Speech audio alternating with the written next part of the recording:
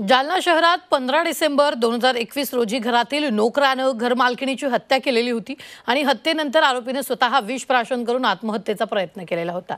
या प्रकरणी जालना जिल्हा आणि सत्र न्यायालयात आज सुनावणी घेण्यात आली। सुनावणी दरम्यान न्यायालयाने आरोपी भीमराव धांडे याला दोषी ठरवत जन्मठेपेची शिक्षा सुनावली। पक्षकाराच्या बाजूने विशेष सरकारी वकील ॲडव्होकेट उज्ज्वल निकम यांनी या खटल्यात बाजू मांडली आहे।